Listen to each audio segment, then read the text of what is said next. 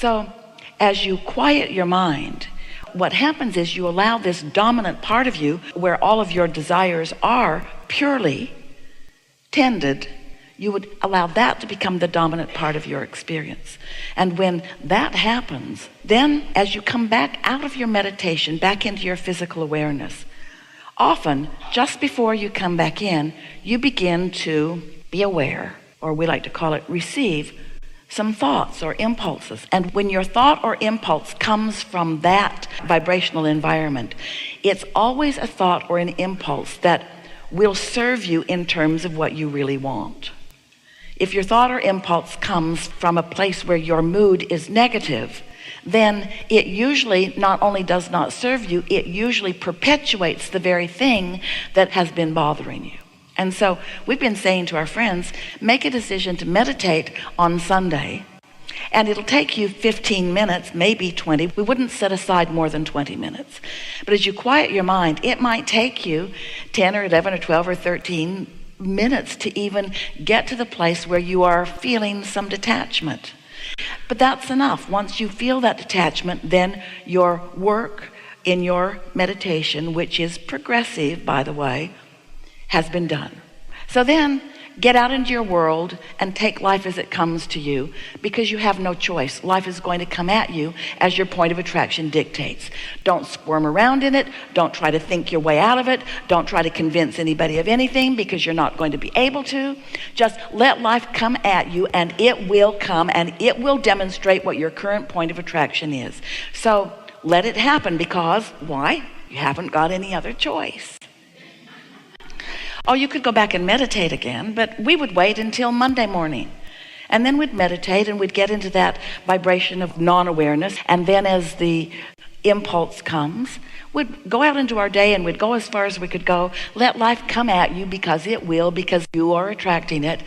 But the good news is, all the time that contrasting experiences or not contrasting experiences are coming to you, in other words, wanted and unwanted, you are shoring up your vortex with even more affirmation. And so then meditate on Tuesday and go as far as you can go into the day, and then meditate on Wednesday and go as far as you can go into the day, and meditate on Thursday. And after a week or two of this, what you begin to notice is your mood is really improved, because your dilution of the pure positive energy and the perspective of who you really are is making some headway into your day-to-day vibrations. We want to offer to you a statement that you probably will not want to hear from someone like Abraham, who has been in your mind perhaps a proponent of positive thought. But when you are over here in this manifested part of your life experience, and you're trying to think your way out of something, you can't get there from there, because the thoughts that are coming to you are the same resistant thoughts that you've already got going on. But when you quiet your mind, you see, you didn't put your desire to sleep, you just put your resistance to sleep when you meditated. Your desire, which is being tended by your inner being, still remains powerful and active. And so you just get more receptive and more receptive, which leads us to the most powerful statement that we want to make to you about how your vibrations turn to thoughts and your thoughts turn to things. You've got to wonder how it is that you create your own reality.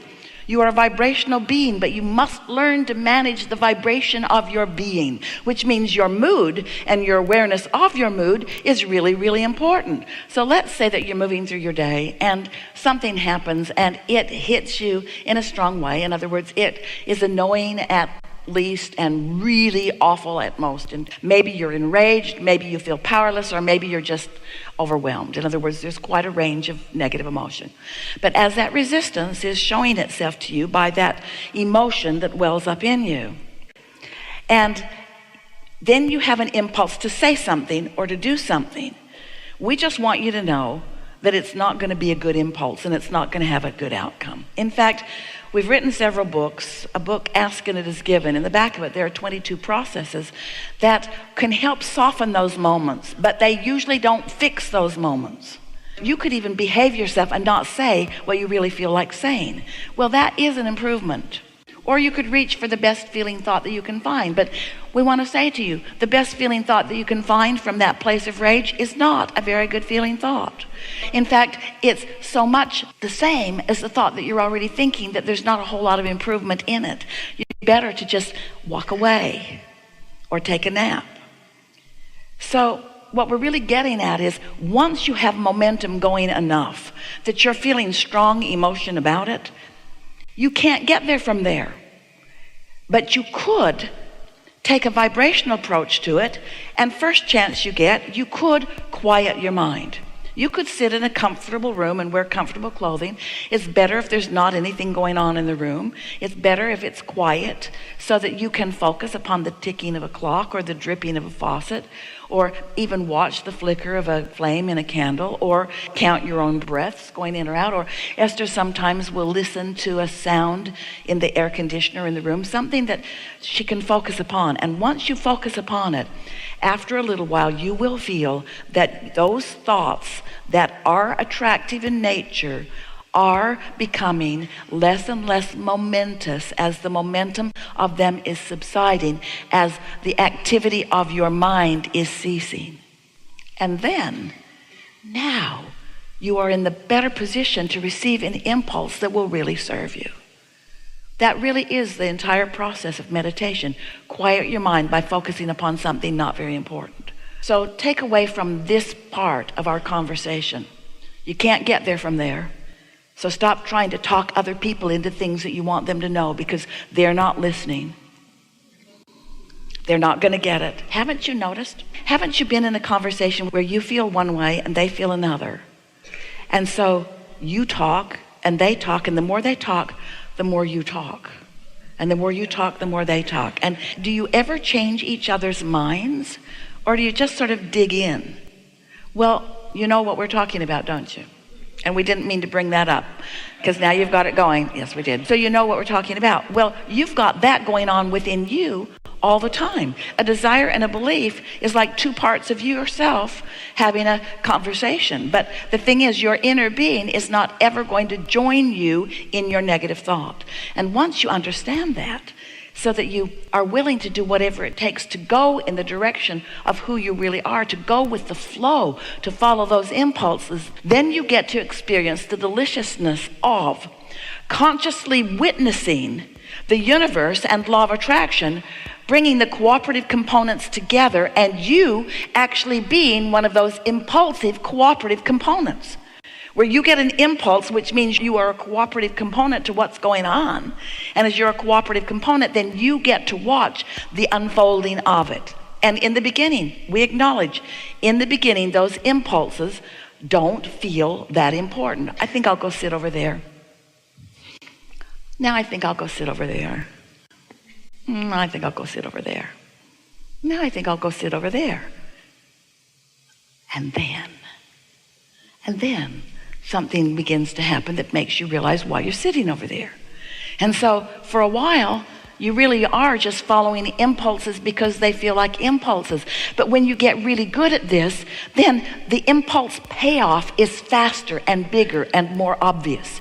You find yourself even sometimes knowing the thoughts turn to things so much that you even know why you're going. You even feel a passion to go somewhere. And your friends will say, where are you going? And you say, over there. And they'll say, why? And you say, because I feel like I want to.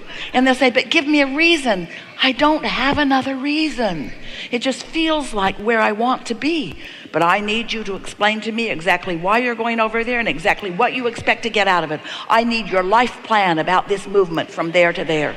And if you're not willing to give me your life plan about your reason from there to there, then I pronounce this not a good plan.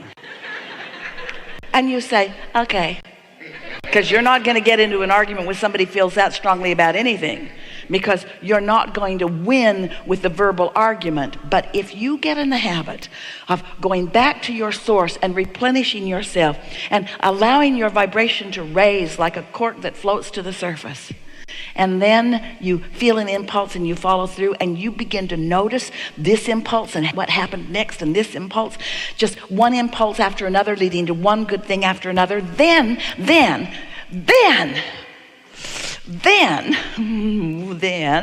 you get to be one who lives happily ever after. Happily ever after, meaning not it's missing, there it is, happy. No, happily ever after. Happily in this impulse and in this one and in this one, because you figured something out. You have come to be one of the not very many so far who know, or you knew it when you were little, but they trained it out of you, of what true satisfaction is. True satisfaction is not being out of alignment with the impulse and the flow of that broader perspective. So you go over there and you just feel satisfied. You're not bouncing off the wall with enthusiasm about it. It just feels satisfying, and then satisfying, and then satisfying, and then satisfying. And as you allow the momentum of these satisfying feelings to gather, then it won't be long before you'll be on the brink of this manifestation. And we know, Esther said to us the other day, Abraham, this was before we were really talking about this satisfaction factor and about the momentum of thoughts are turning to things. So it was a little while ago, and she said, Abraham, I know about the vortex and I believe in it. I felt it. I can feel when I'm close to it. I can feel when I'm in vibrational sync with it. And I watch things unfold. I get this. I believe it. But I just want you to know, Abraham, Esther said, that I really like manifestation best. I really, really like it when the manifestation happens. I really like it when my desire comes out, where I can really see it and observe it with all of my physical senses, and where others can see it too. I really, really like manifestations. And we said, of course you do. You came here to this leading edge environment because you are a creator of these manifestations, but you can't get there from there. If you don't allow yourself to be satisfied in the not seeing it, then you're not going to see it. You're not going to see it. You have to believe it before you see it. You have to feel the satisfaction, even though you can't see it, the satisfaction of this impulse and this. And then after a little while, you'll get so good at observing the universal forces bringing together the cooperative components that you'll stop doubting. You'll know, you said it, you'll know by your mood. You'll know by your mood that you were on the track of it. You'll know by your mood. You don't have to see the end results. When you get on the road, when you're taking any journey, you cannot see your final destination. You're on this road and this road and this road and this road and this road. You found that out coming to this hotel. There are lots of different twists and turns and lots going on just getting to this destination. It's always that way, you see. But the way you feel along the way matters so much. And you know why? Because that's your life. Now. And so if I'm pensive and unrewarded now, but I'm going to be happy when I get over there, not so much. If I'm worried about something now, not so much. You have to show yourself how to find satisfaction right now. And we're just saying, we love you so much. It is unlikely. We love you so much. We want to tell it to you straight. We love you so much. It is not likely that without meditation, you will be one who has the impulse of that pure thought of what your source energy knows. It's not likely that you'll be in that receiving mode. You'll just be over here banging it out with the rest of them, doing it the hard way. There's so much leverage in step 3. And since step 1 and 2 are already done for you, is it too much to ask you to just try to do step 3 just a little bit? Just focus yourself in step 3 just a little bit and let the universe surprise and delight you. Have you heard us say surprise and delight you? We've been talking about letting things surprise and delight you for a very long time. And Esther in the beginning wondered, well, if I'm the deliberate creator of my own experience, then really, Abraham, how much surprise can there be? If I'm the one that's making all of the decisions, and we say, because you made the decisions incrementally and you put them in the vortex one at a time over a long period of time, and a lot of them were there before you even came into this physical body, and you really do not know how wonderfully they have gelled together and how many other cooperative components have come together. All you're going to get is the first impulse, and as you follow it, and then it blossoms into this full-blown manifestation, yes, it's going to knock your socks off. It's going to surprise and delight you in ways that we cannot even begin to describe. But what matters to us more that you hear is along the way you're going to have fun. That's what matters most. Along the way you're going to be having fun. Satisfaction. That's your mood. How are you? Happy. How are you now? Happy. How are you now? Happy. You mean you're not even happy? Happier? Well, maybe you could call it that. But as momentum of satisfaction grows and grows and grows and grows and grows, those manifestations are knock your sockables offable.